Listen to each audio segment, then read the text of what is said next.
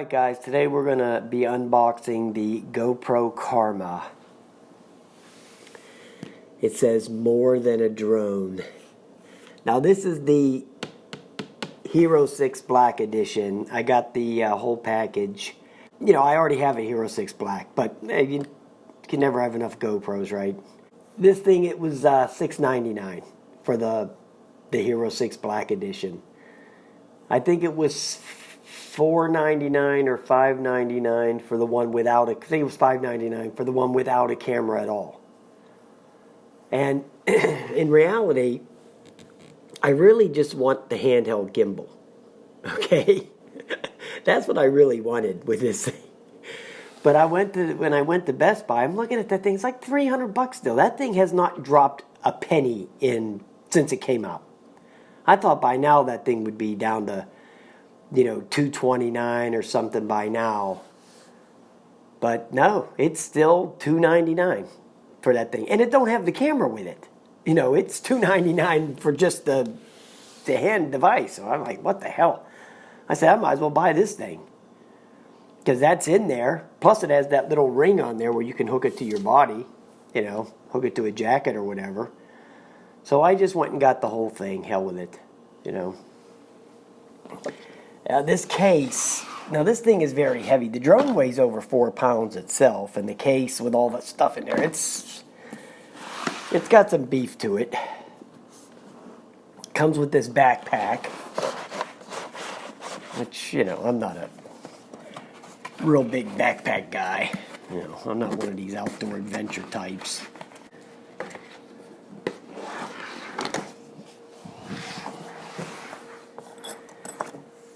And this is how you know it's not been returned. It's because it's got this little tag on here that you have to cut. Let me set this over here. That you have to cut or rip off. And if this wasn't on here, I was going to run this back to the store. Because I didn't want a return model. So, I'll just cut it off.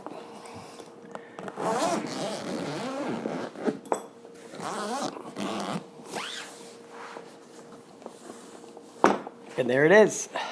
It has all kind of good stuff in there. See if I can get that propped up there. The case is very nice, actually. I'll just carry it. I don't do backpacks, okay?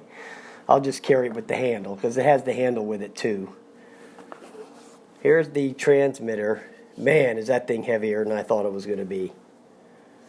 Wow, this transmitter is really heavy. And what I like about this thing is it has its own screen.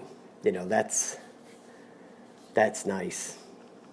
The transmitter's very nice. Very nice. The build quality on this thing is exceptional. You can just tell, man. It's got that, you know, that feel I always talk about when you take it out of the box. That's the feel that I'm worried about with the Xeno, because the couple videos I seen on it, I mean, the video on it looks really good. It just kind of has that cheap look to it. It looks like it might have like a cheap build, little plasticky thing, so we'll see, right? That's shipping out, I think on the 15th. Of course, I can't get that off. It's got a screen protector on there. Very nice. Let's see if there's any juice in here. The battery is down on the first bar. So the battery's pretty weak. I just want to see the thing boot up. I don't know what kind of operating system it uses, if it's a proprietary or Android or whatever.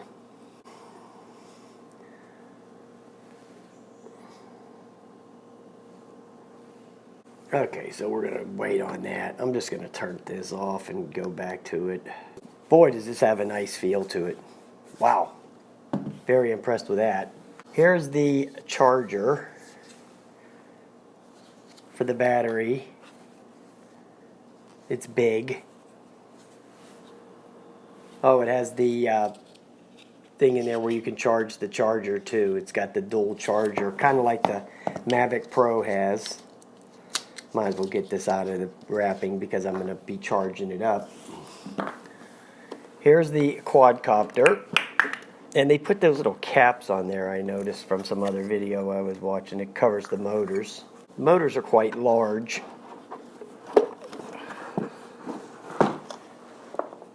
And there it is, right there.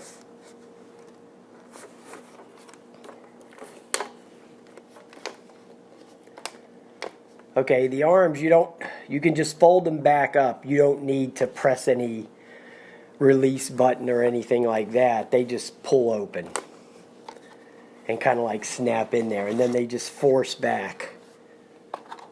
Then here's the legs.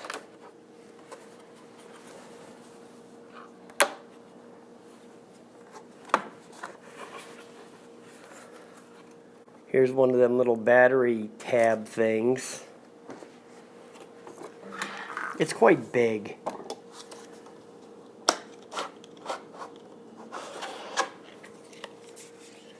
There's the battery. It's not swollen or anything, so that's a good sign.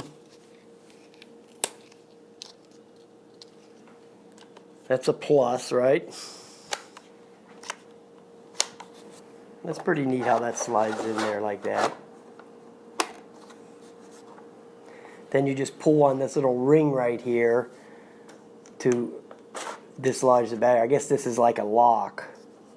Because I think when they did that recall, weren't they having, that was part of the recall. They were having problems with the batteries popping out and the drones falling out of the sky. The batteries would start wiggling loose, and then that would cut the power to the drone, and that's why they were falling out of the sky. So I guess you slide that in and then push that in, that locks it. There's the HERO5 Black already pre-installed on there. Ooh, you can feel the dampeners on there. That's pretty cool. Okay, so I was wondering about this thing before I ever bought it, about it being front heavy, because you know these GoPros aren't real light. They're not real light action cams. They got a little bit of beef to them. And I was wondering about the balance on this thing. But I see, since they have the battery, is probably the counterbalance to the camera. That would be my guess. Let's see if it'll power on at least. Nope, battery's dead too. Okay, so I'll have to charge that also. It says, you break it, we'll replace it. Get covered for 2 years. Well, in 2 years there won't be any left. So don't break it, okay? You won't be able to get one. Then there are all your warnings and all that mumbo jumbo. Here's the power cord for the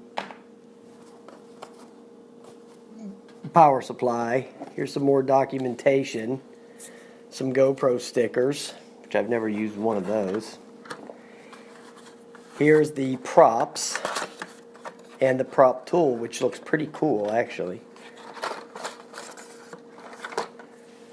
There's the props. They have a real nice pitch on them. They're like I think that's like, they're like 9-inch props. That's what it looks like. And they give you extras of those. So that's pretty nice. They give you 2 extra, kind of like 3D Art did. Then this little bag of stuff here. Oh, there's that ring. So you can clamp it onto your shirt or your jacket. That goes on the stabilizer.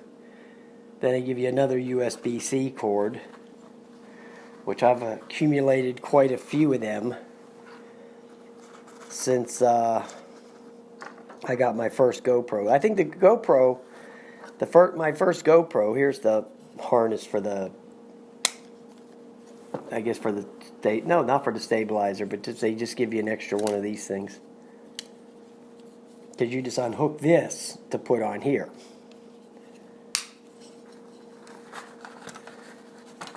Yeah, I noticed a lot more of these companies are going with that USB-C because I think the GoPro was the first thing I ever had that had a USB-C.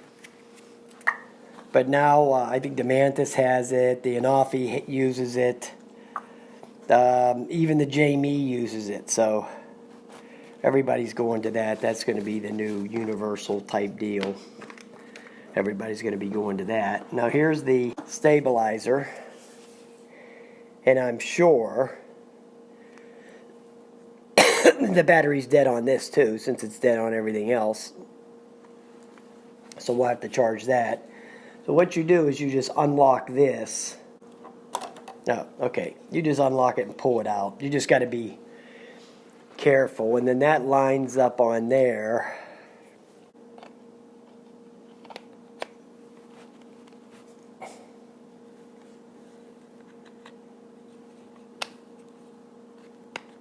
Okay. It's a little trickier than I thought. Now let's try to power this on to see if this has any juice. Well, that's got 2 bars. And there that goes. To record. No SD card. Yeah. Got it. Okay. Everything in here as far as batteries go is dead. The camera's dead. This thing has 2 bars. The drone's dead. And the handheld gimbal's dead. So, I mean the transmitter's dead. So everything's dead. It's a dead deal. Okay, so there it is. The GoPro Karma.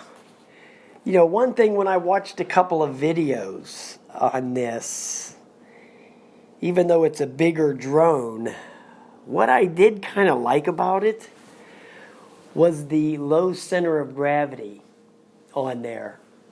I noticed that all the times I seen it landing, it never tipped over. You're not going to be able to tip this over like you do the Phantoms, you know, because I think like every 4 times I fly my Phantom, it tips over once, okay, when I'm landing it. And the Up Air 1, I think it's tipped over every time I ever flew it. You know, that's a tip over monster there. But the way they have this low center of gravity on this, the odds of you being able to tip this over are pretty, from the way I see it, are pretty slim. Okay, it's going to be very hard to tip this over. So that's actually a good thing. All right, guys, I don't want to bore you too much. I know you want me to get out there and give you my opinion on it. It has a nice feel to it. Now, there's no obstacle avoidance, I don't believe, or any of that kind of crap on here. But, you know, I try not to run into stuff anyway, so. It does feel nice, okay? It has a very nice build feel to it. So, I think it'll be okay. I think it'll be fine. All right, guys. Thanks for watching, man. Have a nice day.